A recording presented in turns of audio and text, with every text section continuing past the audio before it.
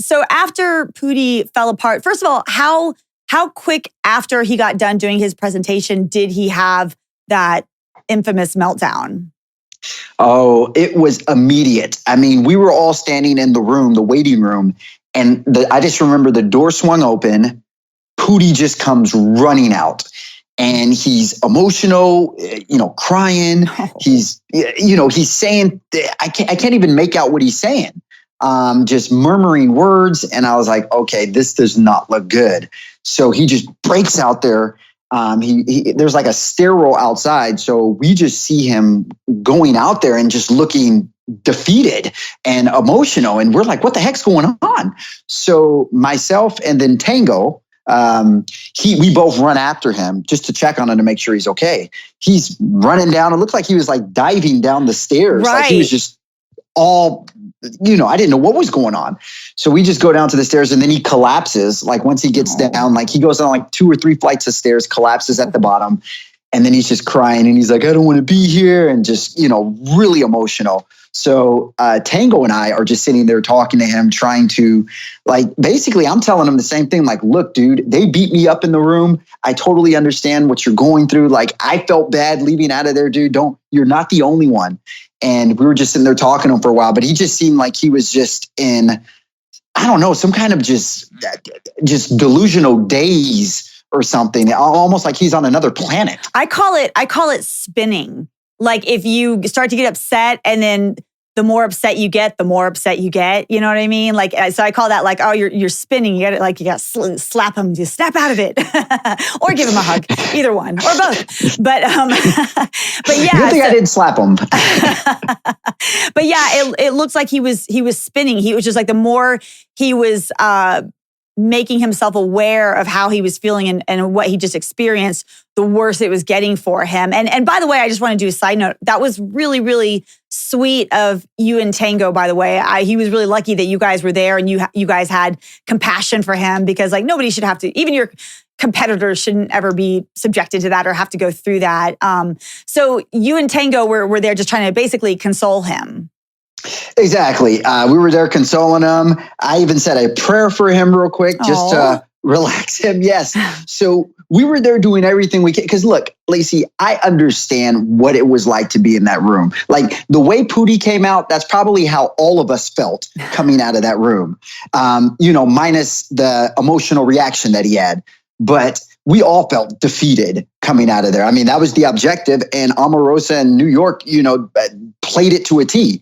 So we were just telling him, and that's what I kept telling him. I was like, dude, I get it, man. It was hard for me in there. And he was like, no, he's crying and all this other stuff. And, like I said, in the last episode that we did, moving into the house is, we noticed that his behavior was off a little bit, and everyone noticed it. Some of the guys were saying it. So we, I don't want to say a ticking time bomb, but it seemed like, with every day that we were there, there was something else about him that may have, whether somebody was rubbing him the wrong way or something of that sort. So, when this happened, we were like, okay, hopefully he's okay. Yeah.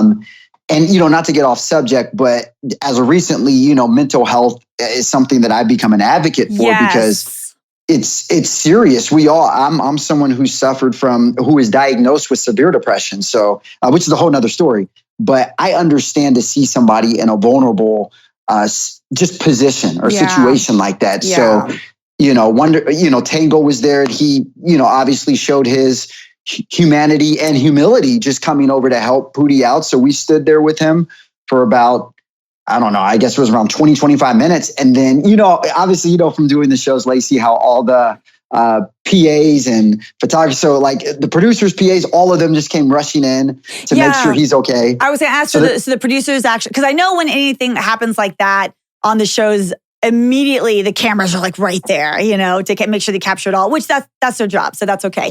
But I was going to ask, like, if the producers actually stepped in, like, what happened with the producers, if you can remember, that they didn't put on TV?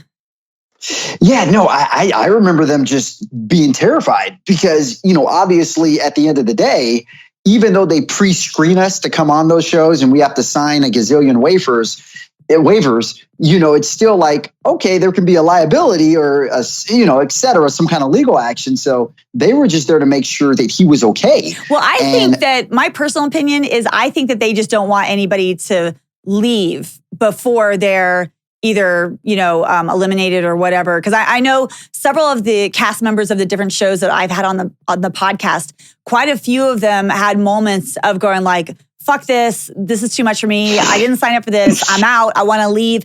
And a couple of them told me that producers had to like pull them aside, go like, no, calm down. You got to stay. Please don't leave.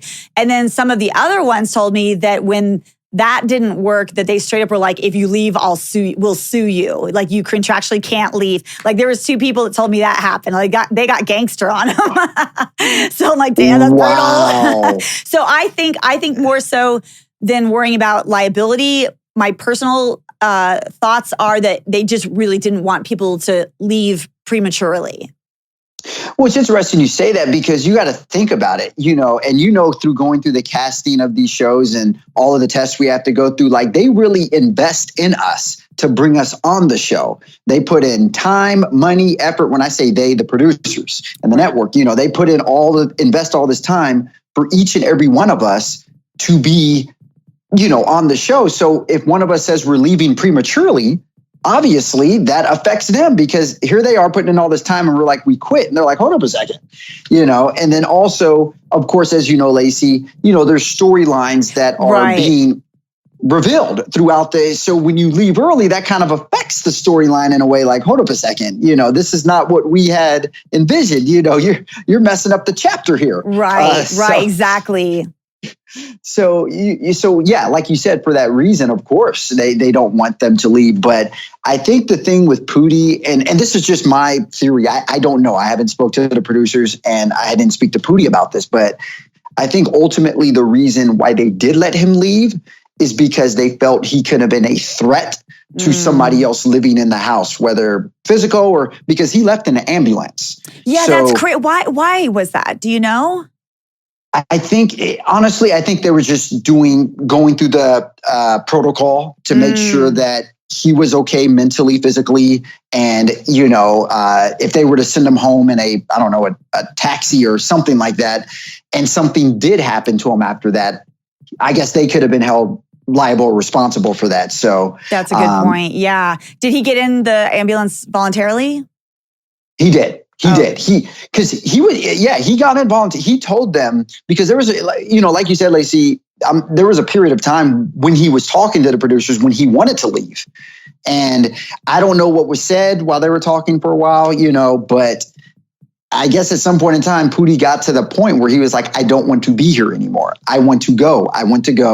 And they ended up letting him leave. But like I said, I'm assuming it was because they feared for either his safety or our safety or something like that. Because like you said, they're not going to let you walk easily. Right. It better be something real major for them to let you leave. Yeah. So wow, that's my assumption. Yeah, you're probably right. And he, maybe he said something extreme so that they would let him leave. God only knows. But poor Pootie, that really sucks. I don't judge somebody in a situation like that because that's just completely unfair.